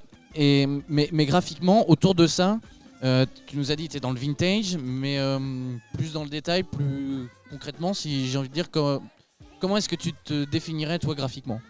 Ce que j'aime bien raconter pour expliquer un petit peu aux gens comment j'en suis arrivé là, au-delà de ce que je t'ai déjà raconté, c'est que j'ai eu la chance de faire 2 jobs qui sont la découlée, enfin du moins ce que je fais maintenant, c'est la découlée totale de ces 2 jobs d'avant. Donc je te disais, j'ai bossé dans un musée à Nantes, un musée de l'imprimerie, où j'ai appris du coup tout un tas de techniques. Il y avait déjà un gros travail je bossais tout le temps avec des vieilles affiches, on faisait des tirages d'artistes, des trucs comme ça. Donc, le rapport au papier, à la couleur, aux lettres, parce que le travail de la lettre était très présent là-bas. Et ensuite, j'ai eu la chance inouïe, en même temps je me suis donné les moyens mais de bosser pour un peintre en lettres. Je faisais sa direction artistique. Okay. Et du coup, ce mec-là, qui est vraiment en passe de devenir une grande référence en France dans ce domaine-là, qui est un domaine très peu connu. Mais dans ce domaine-là, c'est un mec super qui fait plein de choses formidables. Et du coup, donc avec ce mec-là, ça a été une expérience de professionnelle formidable. Et du coup, on faisait vraiment donc des lettrages peints déjà vintage. Il y avait cette patte très très vintage. Et on faisait des aventures de commerce, des bateaux, des véhicules, des enseignes, des grandes fresques sur des bars, sur plein de trucs. Et je me suis régalé là-dedans. Et en sortant de ce job-là, je me suis dit, ok, c'est vers ça que je veux aller maintenant. Et du coup, c'est aussi des trucs que je fais en parallèle de mon activité de stand. Là, je fais beaucoup de peinture en LED pour pareil, à mon compte, pour des entreprises, pour des particuliers, des pros, des trucs comme ça. Très bien. Quelle est ta production préférée, alors en termes d'affiches, mais quelle est ta production préférée et est-ce que tu peux nous raconter peut-être son histoire ? Ça, c'est une question super dure, je trouve. Est-ce que les autres ont réussi à répondre facilement à ça ou... Eh ben, figure-toi que t'es le premier exposant qu'on interview. Okay. Donc t'es le premier à répondre à cette question. Peut-être qu'il n'y en a pas, j'en sais rien. Je dirais que c'est par période. Tu sais, t'es toujours un peu content quand tu fais des nouveautés. Il y a des trucs que tu vois depuis des années, que tu connais par cœur. J'imagine que toi c'est pareil avec des choses, des jobs que t'as fait. Où tu te dis, oh là là, il y a des années, bon, aujourd'hui je referais ça autrement. Moi c'est un peu pareil, ça change à chaque fois. Ouais. Donc il n'y a pas forcément de production préférée. Alors par contre, j'ai des best-sellers. Ok. J'ai un truc qui est un peu tout con, c'est vraiment une blague sur une petite blague entre l'alcool et le fait de relâcher la pression. Ça te plaît beaucoup.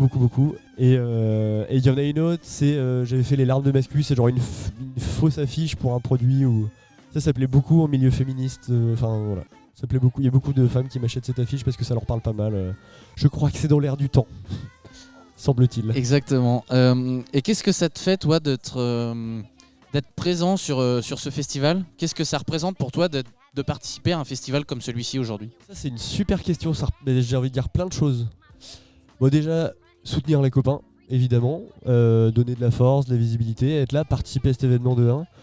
De 2, vraiment en profiter parce que je trouve, je sais pas ce que toi t'en penses, mais je trouve qu'ils mettent une énergie et une implication vraiment très élevée là-dedans. Bien sûr, et ça se ressent d'ailleurs quand on se balade un peu dans le festival, cette osmose, cette ambiance qui est très bonne vibe, très chill, très. Ouais. Je suis totalement d'accord avec toi. Et dernière chose, il y a aussi il y a un petit côté loyauté aussi, tu vois, ça fait des années que je les connais, j'ai vraiment participé à toutes les éditions. Et avec ce côté aussi de faire un petit peu la com de l'événement, je voulais en profiter à 200%, quoi. Carrément. Est-ce que tu partages, donc tu nous as beaucoup parlé des valeurs et des messages que tu transmettais au travers de tes affiches, mais est-ce qu'il y a des valeurs communes à celles du festival et de l'association de la Tanière du Dahu que tu partages, j'imagine ? Totalement. Et alors là, pareil, ça va de la valeur, enfin d'un truc très précis à des concepts vachement plus vagues, mais déjà, comme on disait tout à l'heure, le local. Moi, c'est vraiment un truc que je défends énormément dans mon quotidien, même un peu dans ma production. Et tu vois, ici, ils ont à cœur déjà et de bosser avec beaucoup de gens du coin, et de faire venir des producteurs du coin, et de faire venir des artistes qui sont du coin. Ça déjà, tu vois, gros big up. Vraiment, encore une fois, tu vois, quand tu mets autant d'énergie pour mettre les gens bien sur un événement, pour moi c'est presque déjà politique, tu vois ce que je veux dire ? Bien sûr. Et c'est des bonnes valeurs. Ils ont envie de faire le max, ils le font et on les suit là-dedans, quoi. Donc moi c'est un peu m'y mettre à fond, le côté local, se donner pour le public, pour les festivaliers. Et je trouve que c'est d'autant plus important aujourd'hui dans notre monde actuel, sans forcément rentrer dans la politique ou quoi que ce soit, parce que c'est pas le sujet, mais c'est d'autant plus important aujourd'hui, je trouve, en 2025, de mettre en avant justement les producteurs, les exposants locaux, les exposants, les artisans locaux également, les musiciens locaux. Vraiment travailler avec du local, je trouve ça vraiment intéressant, enrichissant pour tout le monde, que ce soit consommateur ou... Je crois qu'on en a besoin même, je dirais.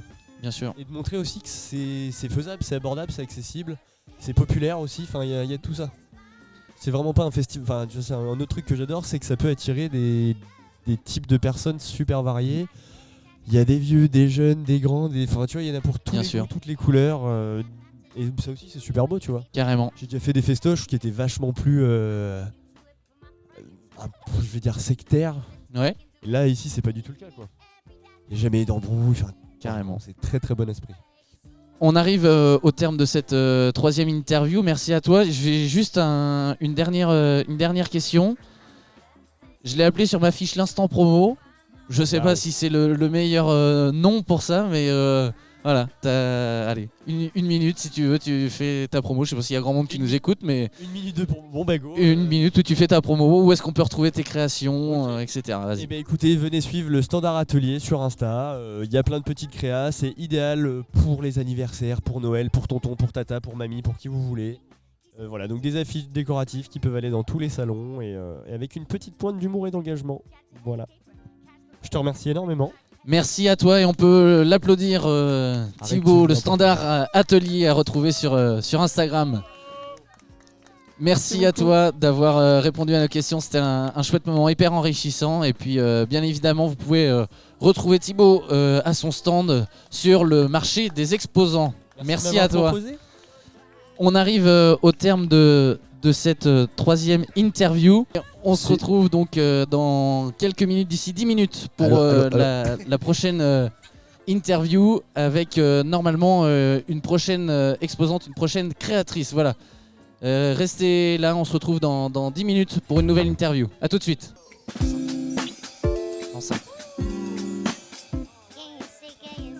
Et on se retrouve donc pour cette quatrième interview. On est toujours à la tanière du Dahu, au château de la Durbelière, à Saint-Aubin de Bobigny. Si vous nous rejoignez actuellement, voilà, on a déjà interviewé des organisateurs, des bénévoles. Et puis à l'instant le Standard Atelier que vous pouvez retrouver bien évidemment au marché des exposants qui se trouve tout autour de nous. C'est vrai qu'on a la chance d'être un peu au milieu de tout le monde, c'est chouette, c'est très agréable. Et donc pour cette quatrième interview, on est en compagnie d'une autre créatrice, d'une autre exposante que vous pouvez retrouver également sur le village. On y va ? On y va. Allez, on y va, c'est parti, jingle.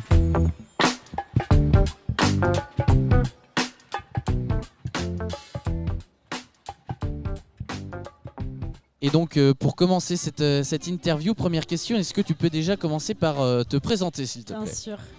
Donc je m'appelle Océane Guédon et je suis la créatrice de l'atelier Océatypique qui est ouvert depuis 2022. Officiellement, j'ai commencé à créer sortie de Covid à peu près. C'est né d'une passion familiale. Mon père a un CAP de bijoutier, ma mère fabriquait des bijoux aussi et puis c'était pas du tout prévu. Mais je m'y suis mis complètement en autodidacte. J'ai commencé par le macramé, puis après par la maroquinerie. Puis voilà.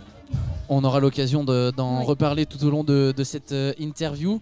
Est-ce que déjà tu peux nous présenter un petit peu ton activité en quelques mots, qu'est-ce que tu fais, qu'est-ce que tu crées, qu'est-ce que tu proposes ?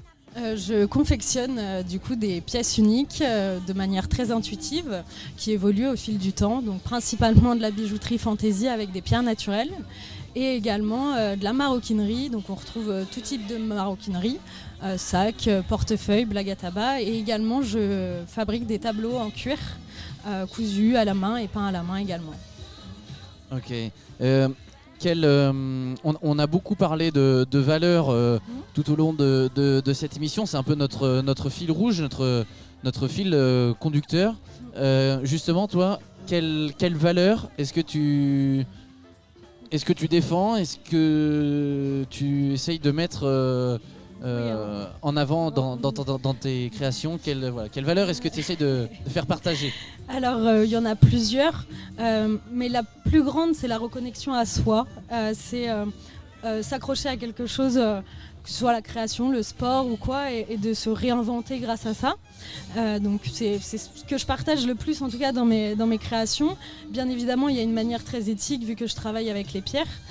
Donc, je prends soin de choisir comment elles sont extraites, etc. Donc, une manière écologique et éthique pour les gens et la nature.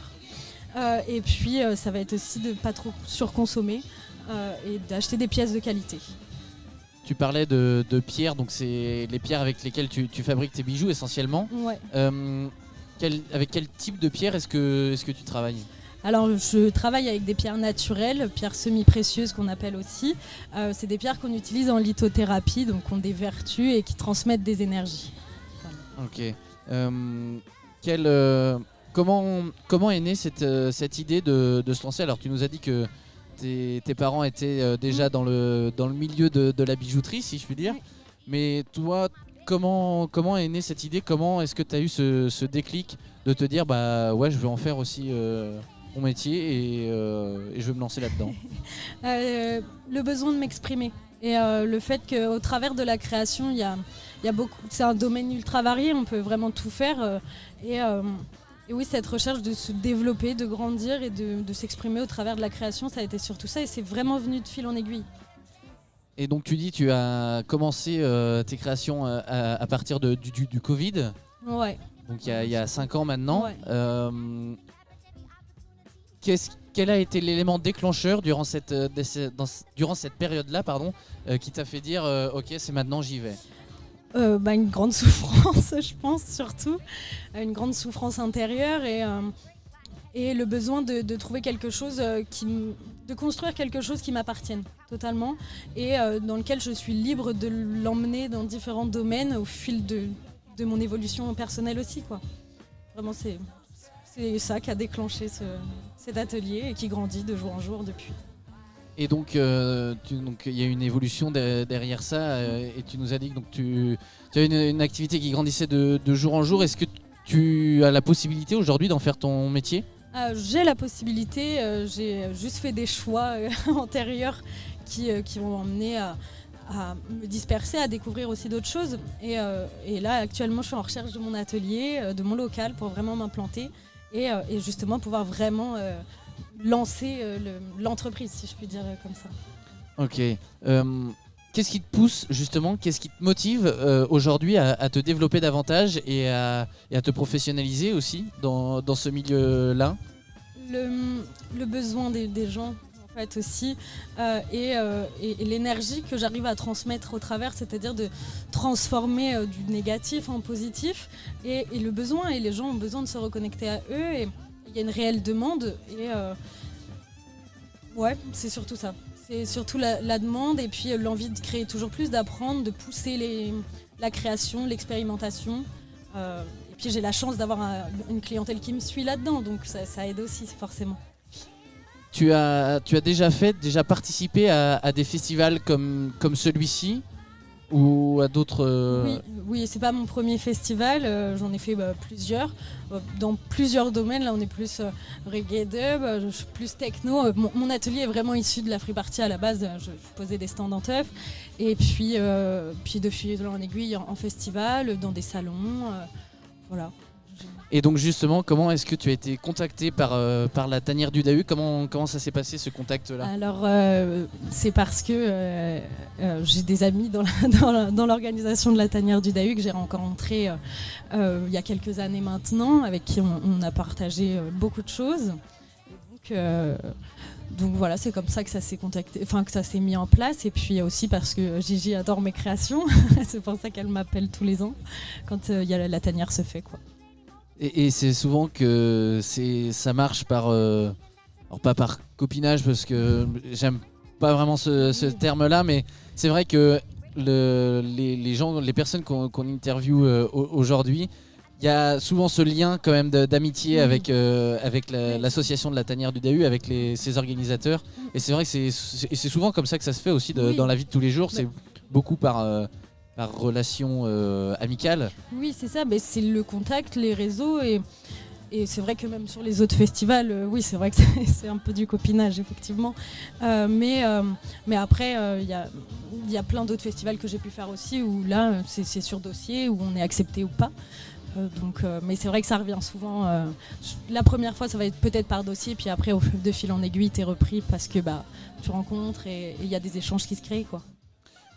Sur tes réseaux sociaux, on peut voir justement donc tes différentes créations, tes bijoux en pierre naturelle que tu nous parlais tout à l'heure, également de la maroquinerie, tes tableaux en cuir. Qu'est-ce qui te plaît le plus, toi, à concevoir entre ces deux activités qui sont totalement différentes, de par le matériau dans un premier temps, mais voilà, qu'est-ce qui te plaît le mieux ou le plus à concevoir et à réaliser Je pense que ça va dépendre des saisons. On va dire que l'hiver, ça va être beaucoup plus le cuir. printemps-été, beaucoup plus les bijoux. Après, c'est pas du tout la même énergie, la même intuition. Je pense que quand je crée du cuir, où je vais peindre, où je vais vraiment travailler la matière vraiment profondément, il y a sûrement un besoin de s'exprimer beaucoup plus grand que quand je fais des bijoux en pierre naturelle. Et justement, par rapport à tes créations, si on prend plutôt le côté maroquinerie, tableau en cuir, qu'est-ce que tu essayes de représenter ou de faire passer comme message à travers ces créations-là? Bonne question. Parce que je veux vraiment peindre de tout et ça peut être de l'animal totem, à beaucoup de fleurs quand même, des thèmes assez floraux. Et après, ça va être aussi de la représentation ésotérique de la femme, beaucoup axé sur les femmes aussi, sur la représentation féminine. Après, je ne sais pas réellement quel est le message, mais c'est les visiteurs qui me le diront quand ils regarderont mes tableaux. Et justement, tu nous parlais de ça, de ton inspiration en quelque sorte auprès des femmes, etc., comme tu l'évoquais à l'instant. Est-ce que tu as d'autres sources d'inspiration aussi, que ce soit pour tes tableaux ou même pour tes bijoux? Quelles sont tes inspirations principales, on va dire? Alors, ça va être surtout les anciennes cultures. Je m'inspire beaucoup de la force de vie des anciennes cultures, des anciennes civilisations. Et surtout les femmes, parce que je suis déjà une femme et dans notre société on a besoin, je pense, de s'exprimer et de faire un peu plus de place, de prendre un peu plus de place. Donc voilà, c'est aussi dû à mon histoire personnelle, le besoin de me redéfinir aussi femme, de retrouver ma féminité et de me réconcilier avec elle. C'est surtout ça, et beaucoup de femmes en ont besoin. Donc c'est pour ça que je crée énormément pour les femmes. Je crée aussi pour les hommes, bien sûr, mais beaucoup plus en commande sur mesure. Ok, en sur mesure. Ouais. Okay. Quelle est alors je sais pas, j'ai posé la question tout à l'heure à Thibaut du Sandart Atelier qui est exposant ici aussi. Il m'a pas dit qu'il avait de préférence, mais je tente quand même la question. Ouais. Est-ce que tu as, parmi tes créations, parmi tes productions, est-ce que tu en as une que tu préfères un peu plus que d'autres? Oui. Que ce soit en termes de bijoux ou de tableaux? Oui, bien sûr, il y en a. Quand on monte une entreprise, forcément, on peut pas vendre que ce que l'on aime. C'est important, il faut toucher un peu tout le monde. Pas l'oublier, même dans l'artisanat. La pièce que j'aime le plus, je crois qu'elle est sur moi. Elle sort d'une collection qui est sortie l'année dernière, le 14 février, qui s'appelle Noir et Lumière Collection. Et voilà, c'est le torque Esmé avec une énorme labradorite sertie en macramé, confectionnée par mes soins, bien sûr, qu'on retrouve et qui est disponible aussi sur ma boutique en ligne. Et quelle est son histoire justement à cette pièce-là?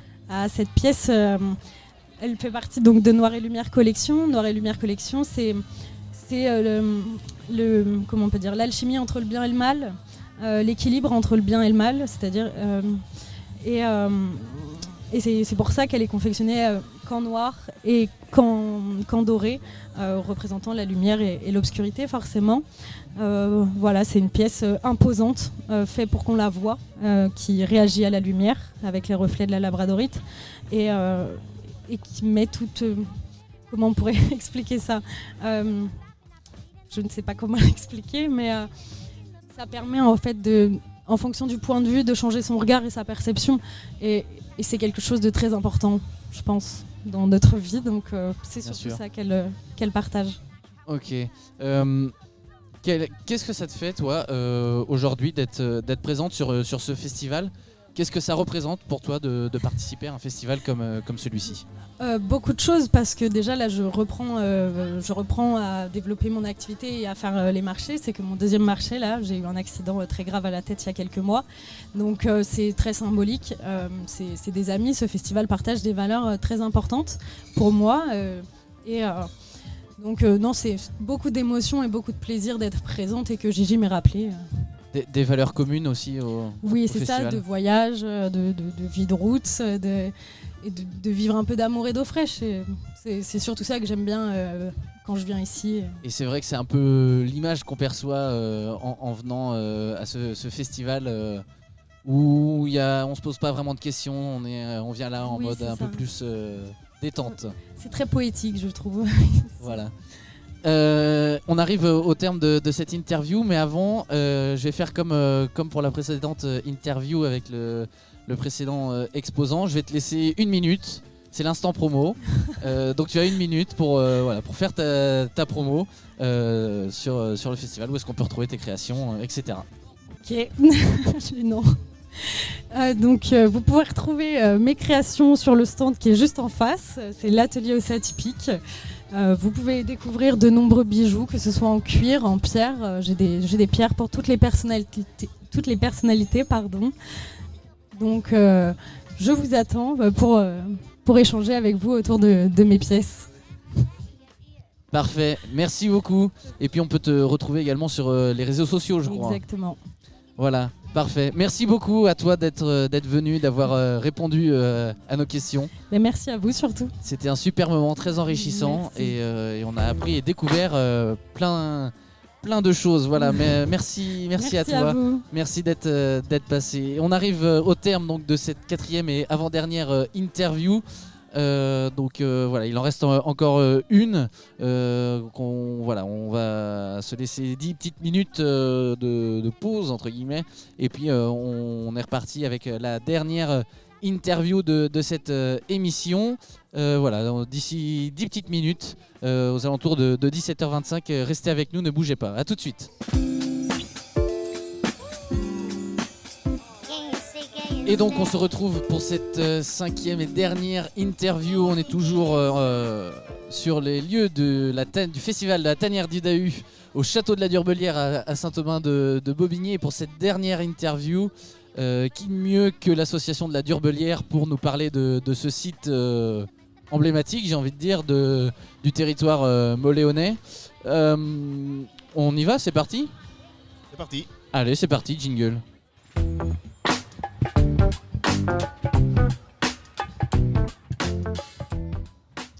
Et donc première question pour débuter cette interview, est-ce que vous pouvez déjà commencer par vous présenter ?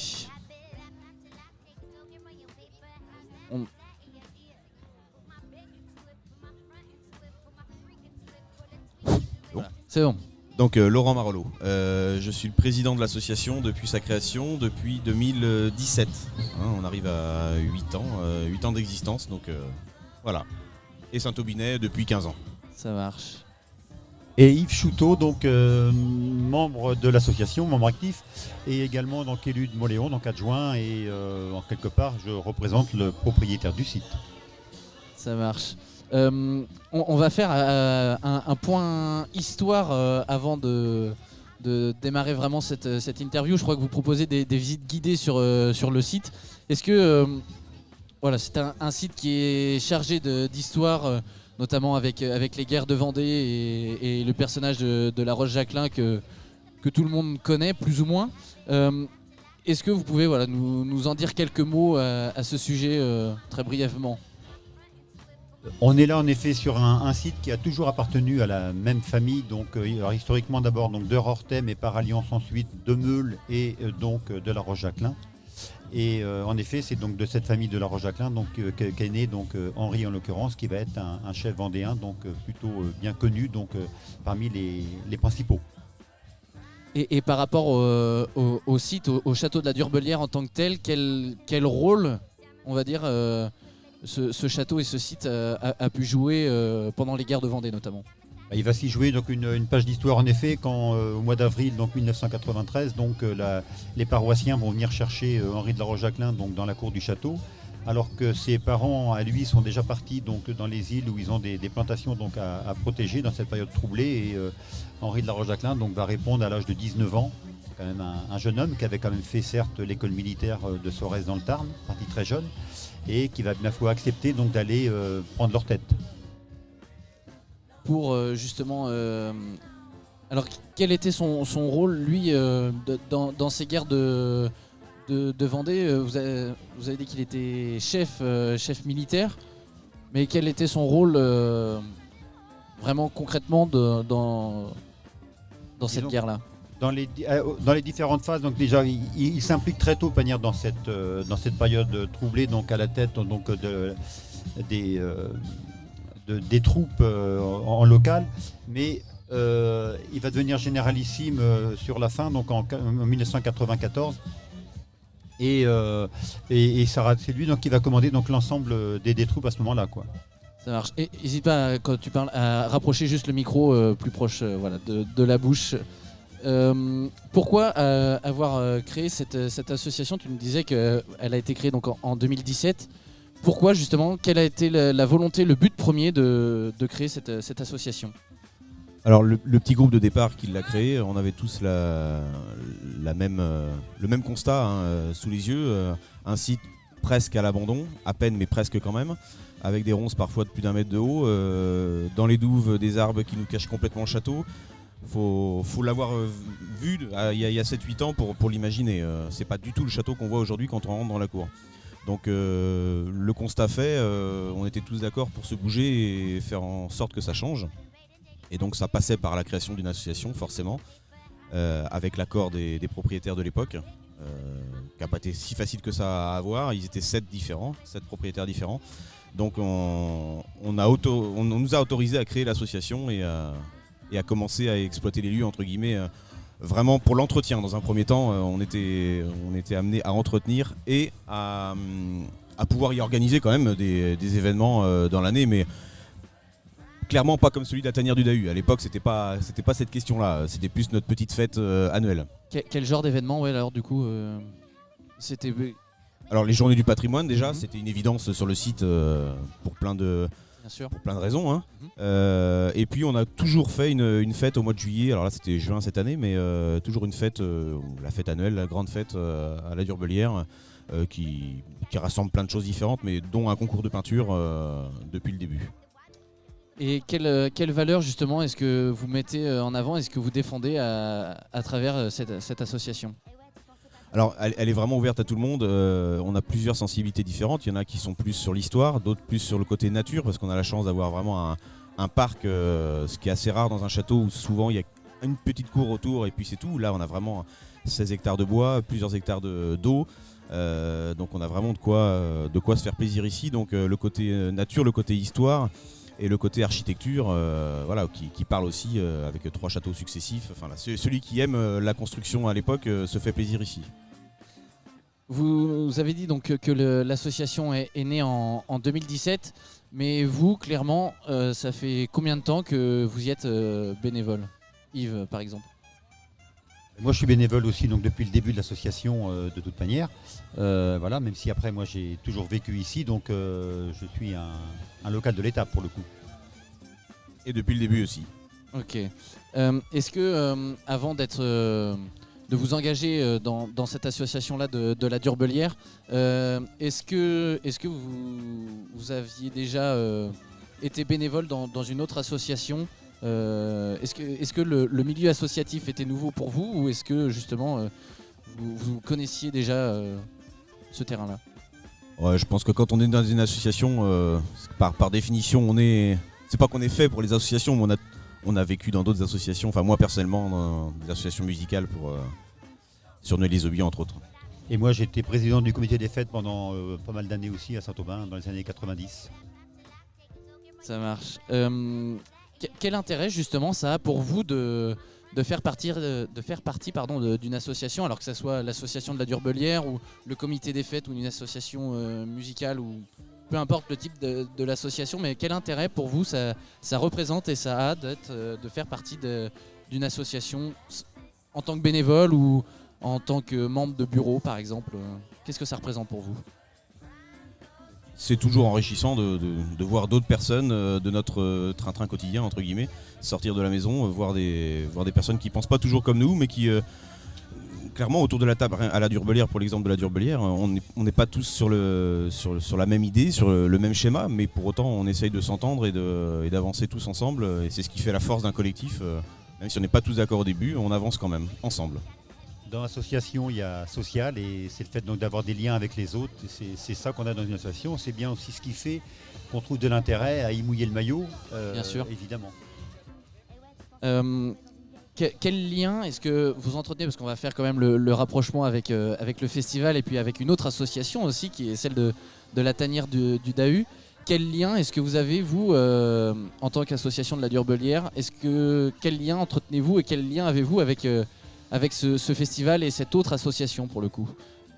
Alors il s'était déjà rapproché de nous il y a au moins 4-5 ans pour le faire à la Durbelière. L'histoire n'était pas la même, le site était privé et comme je disais tout à l'heure, c'était beaucoup plus compliqué à envisager ici. Depuis 2 ans où le site est public, voilà, c'est pas que tout est possible, mais sur autorisation de la ville, bien sûr, il y a des choses plus faciles à faire.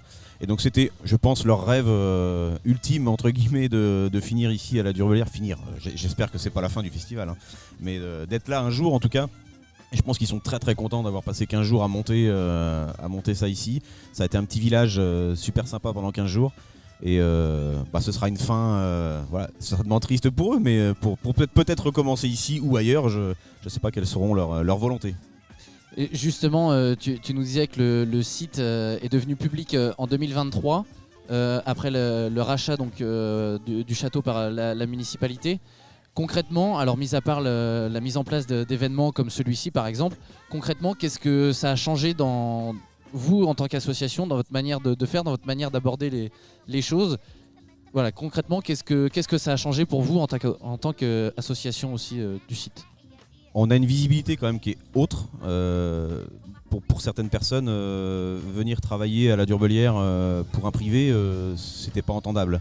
C'est peut-être plus facile aujourd'hui d'attirer des gens pour venir travailler, sachant que la Durbelière nous appartient à tous finalement, donc c'est plus sympa de travailler pour soi que de travailler pour quelqu'un d'autre. On le fait déjà toute la semaine, donc le samedi autant travailler pour nous. Et les gens il y a comme une satisfaction personnelle de voir les gens qui nous disent que la Durbelière aujourd'hui c'est un lieu magnifique de balade, de plein de choses, hein, pour y faire plein de choses. Un des gros avantages que la commune ait pu acheter le site, c'est que les choses sont plus claires. Avant, le site était certes ouvert, mais il était privé et c'était pas si évident que ça qu'on pouvait venir s'y promener. Maintenant, c'est bien entendu que le site est ouvert à tous. Alors, certes, dans un cadre particulier pendant ces 4 jours du DAU, mais sinon, le site est toujours ouvert, et y compris donc le bois de 17 hectares. Donc voilà, à utiliser sans problème. Sans modération. Et on est quand même aidé beaucoup par la municipalité, hein. Quand il y a besoin, on n'est pas forcément équipé avec du gros matériel, et quand on a besoin d'un tractopelle, de quelque chose comme ça, voilà, la municipalité répond toujours présent, et ça c'est cool parce que ça permet de faire avancer les chantiers beaucoup plus vite qu'à la main avec une pelle. En parlant de chantier, alors outre les chantiers d'entretien bien évidemment qui reviennent assez fréquemment, j'imagine, est-ce qu'il y a peut-être des chantiers d'aménagement ou de réhabilitation de prévus sur le site?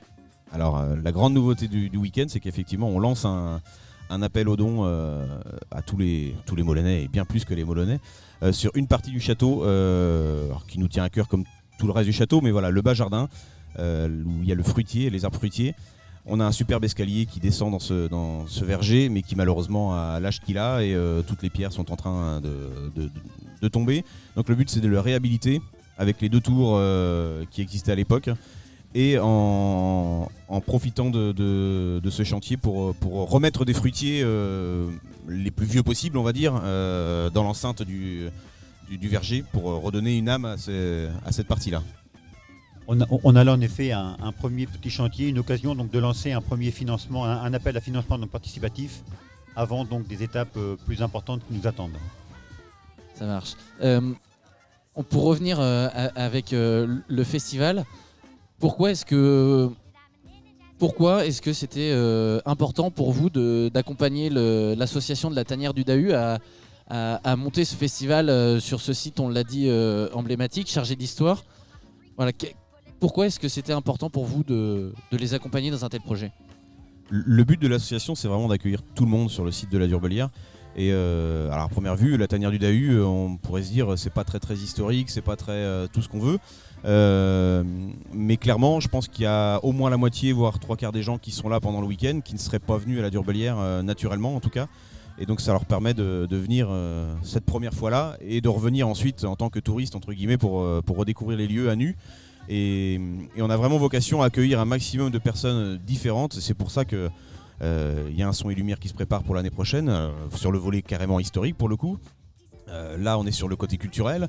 Enfin voilà, on essaye d'avoir. Il y avait la fête de la nature il y a pas longtemps organisée par la collectivité. Tout ça, c'est des personnes différentes qui viennent, mais on fait découvrir le site à un maximum de personnes. Et clairement, donc ça répond aussi donc à la volonté donc de la commune d'avoir un site ouvert et vraiment ouvert au sens très large, quoi. Donc ça, c'est vraiment chouette. Et justement, vous, en tant que bénévole et qu'association de la Durbelière, comment est-ce qu'on se prépare, vous, au sein de votre association, pour un tel week-end, pour un tel événement qui ramène plus de 2000 personnes quand même sur 2 jours, c'est pas rien. Comment on s'y prépare, quel a été votre rôle et votre engagement pour la préparation de ce festival?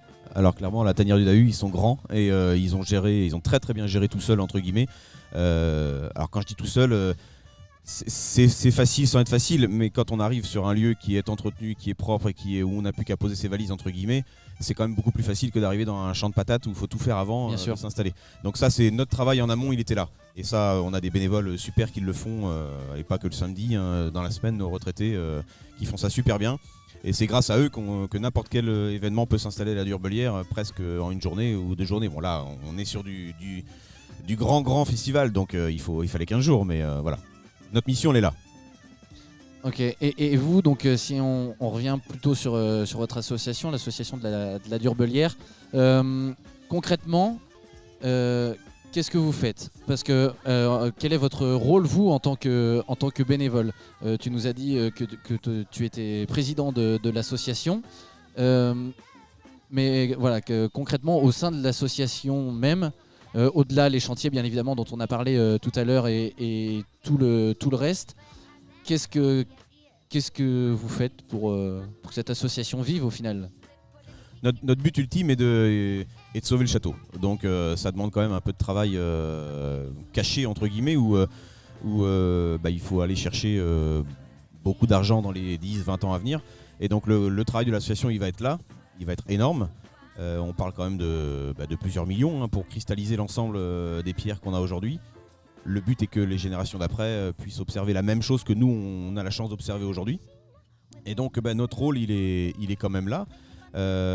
En plus effectivement de nos chantiers d'entretien qui mettent en valeur le site et qui le protègent quand même sur certaines zones. Notre rôle après, je sais pas, il y a tellement de choses que l'on fait, il n'y a pas que l'argent, hein, le social il est important aussi à la Durbelière et donc il y a toute une commission animation et Gaël serait là, elle en parlerait mieux que moi, mais tout ce qui est en relation avec justement les gens comme la tanière de Dahu qui viennent s'installer à la Durbelière, il y a quand même pas mal de demandes, beaucoup de demandes depuis 1 ou 2 ans que le site est public et donc toute cette relation là elle prend beaucoup de temps. Et toi Yves, en tant que membre actif de l'association, quel est ton rôle au final au travers de cette association? Mon rôle, il est un petit peu évidemment de faire le lien avec la commune. C'est évidemment naturel donc de par mes fonctions. Et dans la perspective donc de chantier plus important après, on voit bien que ça peut prendre une place importante, quoi, évidemment. Et toujours avec votre association, combien de bénévoles est-ce que ça représente aujourd'hui? Alors il y a 2 parties de bénévoles et on va dire les membres actifs qui sont là alors toute la semaine on va dire qu'ils sont 4-5 à être là presque pas tous les jours mais admis les jours. Nous une fois par mois le samedi matin on va dire qu'on est une petite équipe de 10 maximum. Et puis après gravite autour de ça alors on va dire une vingtaine de locaux qui sont membres plus ou moins actifs. Et après on a la chance d'être suivis, il y a un peu des bénévoles, des adhérents qui viennent un peu de partout en France. Le côté historique ramène des gens qui nous soutiennent financièrement entre guillemets et moralement parce que c'est aussi le but d'être adhérent, c'est de nous soutenir moralement et ça chaque Moléonais est amené à nous rejoindre au moins moralement avec une adhésion, ça fait toujours plaisir et on a fini à 150 adhérents l'année dernière, donc ce qui est déjà beaucoup pour une association locale. Et vous êtes toujours en recherche de bénévoles?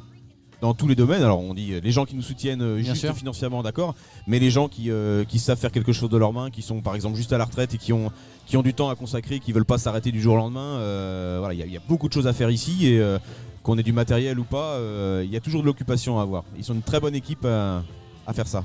Très bien, merci. On arrive au terme de cette interview. J'ai juste une dernière question. Comment est-ce que vous vous sentez, ou du moins quel regard est-ce que vous avez sur l'événement aujourd'hui? On en a parlé aussi avec les autres intervenants, et notamment les organisateurs et les bénévoles, mais comment est-ce que vous, en tant qu'association autre, on va dire, au festival, quel regard est-ce que vous avez sur ça, sur cet événement, et sur l'ampleur que ça a pris aussi?